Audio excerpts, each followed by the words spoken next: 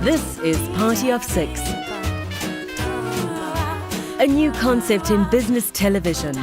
Something slightly anecdotal, something a little casual, and a show where everyday individuals can relate to what's being said. We have a group of 4 business leaders from similar industries getting together for a business lunch, along with 2 CNBC Africa journalists. And we let the cameras roll. There'll be revelations. This is going to be controversial. I blame Labour. Power and money has always been very close together. I mean, let's not, beat around the bush. There'll be opinions. Go work on a mine. You can't be non-union. You have to join the union. I can't go watch The Wolf of Wall Street. I've come against those kind of characters, and they still exist today. There'll be controversies. There are people who have had very serious fraud, corruption charges against them, yet we just brush them aside. You're asking me to make profits and to save lives and to operate environmentally correct. I can't do it under these restrictions. Welcome to Party of Six.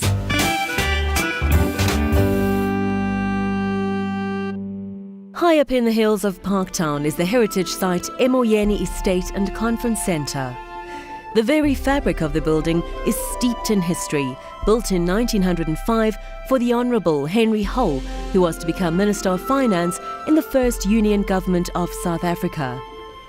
In view of his involvement in the Johannesburg business world, it's perhaps not surprising that he eschewed the fashionable Herbert Baker and turned instead to the architects Lek and Emily for a rather grander realization. Given Mr. Hull's financial predilections, it was their recently completed stock exchange that he, perhaps, admired most. With its columned portico and segmental arched corner pavilions, this building, in the grand English Renaissance tradition, was the stylistic departure point for Highveld Manor, as Mr. Hull's house was to be called. Today, your hosts Nozipho Mbanjwa and David Williams sit down with a group of analysts. Kobus Nel from Stanlib, Tsepo Modiba, Head of Equities, Sarita Asset Management, Peter Major from KD's, and the inimitable David Shapiro from Sasfin.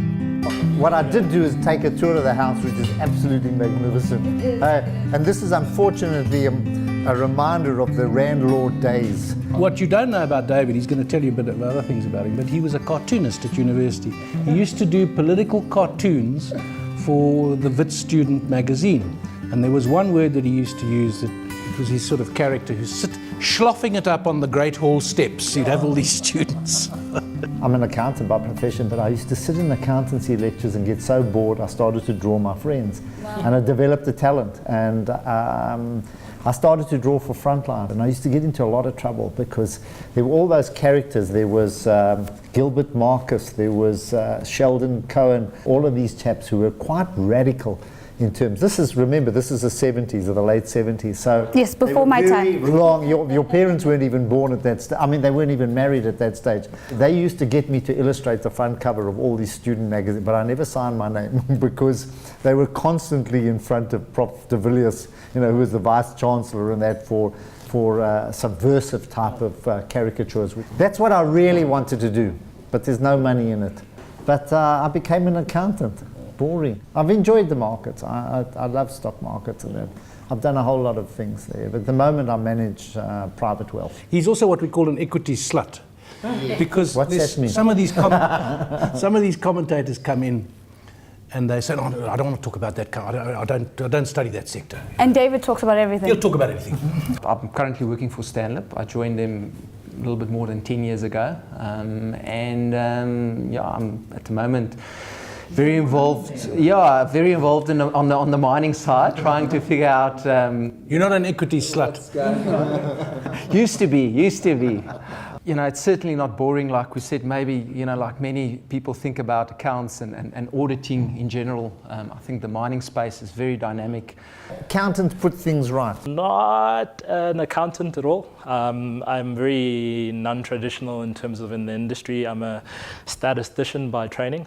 I took great pleasure in being able to tell people in first year at varsity, I went to Wits, so I'm a proud Witsie as well, that I did mathematical statistics, mathematics, and computational and applied mathematics. That was my favorite thing to tell people. You're a qualified nerd, so you're a qualified nerd. And have over the years now moved to starting my own firm. So I wear the entrepreneur hat and started a firm called Siriti Asset Management, where we've got a focus on a few things. One being my big passion, which is investing not just in South Africa but globally. In terms of being an equity slut, I think I'm a proper A proper slut. There's something worse than an equity slut, and that's an asset allocation slut. I'll talk about bonds, I'll talk about art, I'll talk about equities. Look, I'm 58 years old. I've got 20 years in mining, and I've got 16 years in asset management, and I've got 4 or 5 years in corporate solutions at Katie's. So I have been in the country from 1982, January. But I was in mining for just over 10 years before then in Idaho. So I came from the world's richest silver mines, deepest, to the world's richest, deepest gold mines. Whatever Herbert Hoover did, that was my Bible. He graduated with a mining class in 1882, so I was 100 years later. And he says, I got to go to Alaska to get some experience. So boy, Pete went to Alaska. Then he says, I've got to go to South Africa to get some real gold mine experience. So Herbert Hoover came here about the time of the Boer War, so Pete Major came here about 100 years later. He went from being a consultant into eventually being in the corporate finance bit. And yeah, a lot of what Herbert Hoover was doing 100 years ago, I'm still trying to do today. You're still going to run for president next? No, that part I've given up. But That's a logical step. Herbert Hoover was trying to get mines that had run out of their ore and that were closed, that were supposedly abandoned, going again. And yeah, we've got 6,152 abandoned mines here. Yeah. I just want to get the best 1% going. Geez, what's an average mine take? 1,000 people? There's 60,000 jobs. Now I know we got a pending secrecy bill, so it's not easy finding out where those 6,150 abandoned mines are, but we keep trying. Are we talking gold or everything? The whole spectrum. And a lot of these places would have been abandoned because at the time, the technology wasn't available to really exploit it, or the economics wasn't available in the sense people said, look, I can't make money out of this given whatever was going on. But maybe 10, 20 years, 30 years later, it would be worth it. Dave, I can see you haven't been totally corrupted. The second comment you made, I think, is 100% right.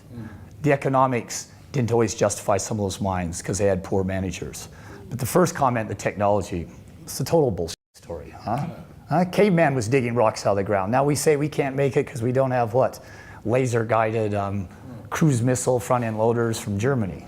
What do we need though? Do you just need a free market policy? In other words, get the right person to come in there and just mine it without the constraints of law, of ideology? I think the environment's too negative now, Dave. There's this massive hate campaign between government and labor on the mines. And it was really convenient when you're running for elections 20 years ago, 10 years ago. You know, you've always got to have a scarecrow. And mining was just so convenient. Peter was saying, in South Africa, everyone dislikes the miners. Do you think that's true? When tough times hit, when guys goes through and they need to do the maths in on their budgets, and they see they are short revenue, the easiest target to go for is these type of mining assets. But Kobus, would you agree then? I mean, if with that Indonesian example of banning exports, Mugabe is doing the exact same thing, or trying to do the exact same thing in Zimbabwe. Here he is saying that he's going to put a big levy if you want to export raw platinum or whatever it is. It's not sustainable. To answer you quickly, I think it can be a quick fix or just something to stop the bleeding, maybe temporarily. You haven't really addressed the real problem underneath. You know? But isn't there particular emotion in South Africa with mining? Exploitation of cheap labor, migrant labor. It comes back to mining from the late 1800s to the early 1900s when the Witwatersrand opened and we started here. It was really let's call it the British. They were the first ones who imposed the migrant labor system. They didn't start to develop communities around the mine. You came in, you went out. And the mine compounds. Add that, I mean, we're quick fast tracking here as well. The other element was that, for example, labor that came from Mozambique we paid the Mozambican government, the Lisbon government, in gold. That gold never went back into Mozambique. That gold went straight to Lisbon. So there's, in very brief terms, there's a whole history of exploitation around the mines. That history has been taken from one generation to another. Now we're having to deal with it. People say, why is the government so hostile to the mining industry? It doesn't even matter. No, it doesn't matter, but maybe 'Cause to you won't change understand it, you need to go back a bit. Look, I think it's an easy target. You're not going to score voters trying to understand our history. You're not going to understand voters saying, guys, we've picked on these mining companies maybe a little too long, too hard. You know, they're irretrievably closing now. Geez, you're going to get voted out of office. Where does this leave us, though, in terms of that psychological argument, and that's often very emotional in South Africa, where we're looking at a 12,500. I mean, when I look at 12,500 and I think, geez, are we losing 34 bodies over a request for 12,500? It seems like such a small amount, but I mean, operationally, it must be a big deal. I mean, for the ordinary South African. You know, how do they make sense of this? How do they come to grips with what's going on? If I can come in, I think one of the biggest problem is the unsecured debt that's been extended into a lot of these mine workers. Yeah. And now you get pay, and they have all these deductions going off, and then you got the debt collector that knocks on your door, and you got to pay him away. If you're too indebted, you're not going to get out of it, especially if you are loaded with a 30% or a 40% annual interest rate. There's no right answer either way, because all of the parties will see their particular side, and that's what they're anchoring on. The reality is, why is it emotional? It was probably the biggest driver of the economy in a time where there was during apartheid, and it is an easy industry to target and look at a disparity between the haves and have-nots. It's become difficult for them to pass on increases in an environment where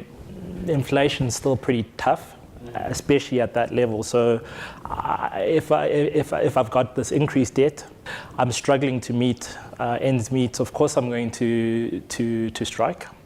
Unfortunately, at the same time, the mines are saying, but we're not making increased profits, frankly. Or not making money profits at all. I think there's been no new innovations on the mines in 40 years, because from 1930 to 70, that's 40 years. The only thing a miner knew was gold's going to be 35 next year, and the year after, and the decade. So, and yet we increased production, we increased employment, but the last 40 years, everybody went on holiday, because if the gold price didn't go up, the rand would weaken. And so now, 40 years, you've got no generation. I still think that is in our DNA here. There's a perception that the Chinese super cycle will continue and will rescue us. 40 years we've had it. And the country here, and I never see anything counter that. I think the big issue is that we still think this is going to continue. We still think we are the darling of the world in terms of resources, that people will continue to come here. Because we had it in our head that China was going to expand at 10%. But that's gambling. That's wishful thinking. Totally. That's going to Goodwood Casino and saying, I just feel I'm the one lucky guy out of 100. And they position, but every major diversified miner, the mining houses position themselves for that ongoing increase. The country, and that comes back to South Africa. If you look at the politics here, the country still believes that the prices of all our metals are just going to continue to rise. They've never seen it come down. And that's the miners. The miners are asking for more money against that backdrop, that money is just being made all the time. Do, do, do, ta-da. Do, do, do, ta-da. Do you remember the amazing statement that the PRC put out on Cynthia Carroll? About a year ago, 3 months before she left, the PRC, a long statement. We believe Anglo-American has underperformed, and they virtually singled her out and said it's her fault. Well, geez, so they're one of 7 billion people on the planet that made that brilliant deduction. Thank heavens. At least we're on the same page. No, but the point I'm making is that they are a major investor, they're a major shareholder, and they saw fit to come out And I think they've It's realized... called ass covering. Some of those guys are up for friggin' job reviews. If I sift through the noise and I focus on these businesses, I think Peter's ultimately right that they're cyclical businesses. And if I look at the other predominantly cyclical business in technology, you see a very clean balance sheet there. You virtually see no debt. And I think where these companies run into major concerns is that when there is a slowdown and they've expanded too quickly and they've bulked up their balance sheets and put on this excess debt, Anglo's 2007, 2008, and there's a slowdown in commodity prices, of course you're going to have a difficult period. And when you shut down production and you have to downsize, then that comes with labor unrest. What are your views about, the strength of the union movement in the country? I mean, we're seeing COSATU almost dismantling. We're seeing the ANC coming out and saying, COSATU's COSATU, don't see what's happening in COSATU and start overextending that into a reflection of the ANC. We're seeing with AMCU itself having its own internal splitting. I mean, where do you see the country going on against the backdrop of all this labor unrest in the country? I think we've got a huge leadership deficit here. And I know we can't go in the past, I keep saying. What leadership, Peter, do you think then we need to see to stabilize the labor platform, especially on the mining side? Because it's clear as mud. Jimmy Carter could go on TV and he could tell Americans every night, the reason you're in a recession and you got rid of your present administration was corrupt crooked, because you guys were corrupt crooked. You guys are lazy, you're fat, you think you're Americans, so the world owes you. The rest of the world's kicking your butt. The Japanese, the Chinese, the Russians, they're all kicking your butt. And then just before he goes off TV, he says, look, it's not totally hopeless, but you're going to have to bite a lot of bullets, take a lot of pain. And as much as Americans hated Carter, most of them admitted he was right. But that was the last. No leader can tell people what they need to hear now. This place has been lied to for 20, 30 years. So if you get a leader now saying, guys, you're overpaid, you're not working hard enough, you're not working efficient, you're doing more time, Steve, he'll get chased out or assassinated. The first thing I look for in a company, or one of the first things, is leadership. And I'm a great believer in leadership, particularly in companies. And I've always said, and jokingly, and I've said it on CNBC, I've said it many times in forums, I've said we need a coup. We need a businessman. Yeah, I said we need a businessman's coup. Not a military coup, a businessman's coup, where we literally walk in and kick everybody out. Well, there are people who think that Cyril Ramaphosa might lead such a coup, but he's the invisible man. It's not going to happen. Cyril's too rich. That leadership that we relied on, and it's a point that sticks in my throat. There's some wonderful people that were around in 1994 that we look to take us forward. And these were superb chaps. What did they do? They smelt a little bit of money, they smelt opportunity, and created laws that allowed them to enrich themselves. But power and money has always been very close together. I mean, let's not beat around the bush. What we need is 12 leaders in power as opposed to one savior who's going to deliver us to utopia as a country, in my view. We aren't going to get another Mandela. We just aren't. I guess the only problem is how do you redress or address the clear imbalances in certain fields, because again the situation still, some of us were fortunate enough to go to schools where I've never needed any special privileges to get into any situation because I've always seen myself as an equal, and I was fortunate enough to go to schools where that's always been the reality. How much do you do to redress without wiping out your current population, without demoralizing? I just want to answer him because I think one of the cornerstones, and this is for me a massive issue that I think we've got, is education stands central to any economic growth in a country. You've got to have that productivity advancements. It's population growth, labor force participation, and then your technological or efficiency advancements that you got. And if you don't give from grade A good quality schooling, and that's where it's got to be corrected. Yeah. There's got to be a lot of money spent at that cornerstone to bring those people through the ranks and have responsible programs to uplift the people in a responsible way and actually get them in the end of the day where they can be successful. I mean, the unions has actually voted against or pushed back against this idea from a lot of these gold mining companies to bring the people into a profit share scheme. And the second derivative to that is also, in terms of all these black empowerment deals that they do, if you look at the real people, the employees and the community, the benefit, the percentage benefit they get out of those many times, it's fairly small. And we touched on it earlier, you would almost expect, if you set these things up, say, I take 20%. Right at the start. And the employees you don't get have it an and the option. community you get hire it. on And this we're all line, into this. This is what you get. Yeah. That's it. And they'll think twice about burning down the head frame. And then from then And it's on, not we're all in the difficult to same boat. understand this. And It's clear, it's management will think transparent, twice about and it's buying that fair. Igloo gold mine in Alaska with some of that newfound money, because they'll have the real shareholders to answer to, So not these why nameless, can't- faceless analysts overseas. Why can't they see this? I don't know, why is the unions pushing back on this? Is this because of power?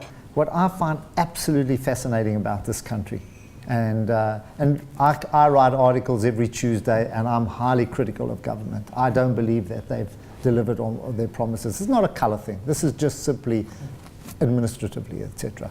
My biggest detractors are the very wealthy white middle class with their homes in Plet, with their farms in Franschhoek, who go on the cruises during July, etc. They're the ones who tell me, don't write off this country, etc. They're the ones who criticize me more than anybody else. My biggest supporters are when I'm running in the street and I hear, hey, Sheppy, you know, it's a security guard, you know, and he's read my article and he says, when are we going to get things right here, you know, what should we do to get, they're the ones who really understand things and are, to be honest, my biggest supporters. And there are so many things, letters I get or emails a day, please can we, you know, can I help you? Will you help me? Can I be your mentor? Can I do, you know, can they mentorship, etc. You know, I wish we were in a position to actually do it, because you can see the sense of people who actually want to lift themselves and that, who are not interested in politics. They're not interested in any of that nonsense. CEO salaries, in mining in particular, and given in South Africa, it's more emotional than other sectors, okay? So we got Nick Holland with, what was it, 50 million. Okay, so you say, well, how did he deserve that? Everybody's overpaid. I can't think of 10% of the people out there that are underpaid. If you look at the retail sector, you say, who's Raymond Ackerman, you know, or Whitey Basson? Now, who's the equivalent of Whitey Basson and Raymond Ackerman in mining? Look, you've got some mining businesses like a Pan-African Resources that have actually outperformed the gold price. Sasol, that's been a stable in pension funds for decades. Yeah. And is that fantastic management, or are they just dull, boring guys who do the job? Well, they got proprietary technology that makes money. Well, it didn't come from nowhere. They made it. That makes them fantastic management because they are boring and do... Now hold it, let's go on to... No, but does the guy who runs Sasol deserve David to get Constable. hundreds of millions of So rand? does David Constable deserve, what was his number Also this 50 year? or 60. I don't know if 50, it's 60 huge, eh? million. Yeah, we've already agreed 20 to 30 times. So is it okay? Is that okay? Is Yeah, that, 20 to 30 times is fine. or the rationale behind is many people say he managed to take out how many $1 billion of cost out of the production or out of the company, and he can still produce the same output in the end of the day. I don't know. No, I think I'm starting the new year being an optimist. Metal prices have all fallen to a level that I think is still too high, but they seem to be holding here. The rand's weakened tremendously, which helps all of our industries. So we've definitely got the future in our hands. All government and unions have to do is say, let's deal in reality. We can have a nice year. One more party needs to come to the party in the form of the mining houses themselves. I think what it requires from all of the parties is a little bit of creativity in terms of getting some sort of agreement on all of the issues that arise. We've touched on equity as one of the potential measures. So I hope at some stage somebody puts up their hand and is able to come up with something that takes us forward. Yeah, I guess there's not just bad things that comes out of tough times, you know, and many times it sort of enforces discipline and more focus. And let's hope, you know, this tough period, I think that SA Mining is going through, will bring that to the forefront. And the one thing that South Africa has got is the most incredible resources. Not only an array of metals, but everything else of this economy, from agriculture to wine, to fruit, to vegetables, you name it, to tourism. And the only problem with South Africa has been its politics. And that's from the time that Jan van Riebeeck landed. And I'm just hoping that somewhere along the line, and we may be at that tipping point, we may be at the point now where we're just finally, you know, on a point where we're going to start governing the country for everybody. Yeah. I think we've also had real South African conversations, and authentic in the sense that we've talked about the things that nobody else wants to actually be heard talking about over the dinner table. From my side, I absolutely loved lunch this afternoon. And of course, my comrade here next to me found a new word that he loved completely and totally. So I think slut is part of our dictionary moving from now on. Not on its own. Equity slut. I've had an emotional connection with this conversation as well, because it's been good to talk about the issues of South Africa. But also I grew up in a family where my one grandfather came to South Africa from a tin mining community in Cornwall. The other came from a coal mining community in New. They came here because of mining. That's why a lot of people came to South Africa. It's why a lot of people from our neighboring countries came to South Africa. It's a very powerful theme in our economic history, in our social history, in our emotional history.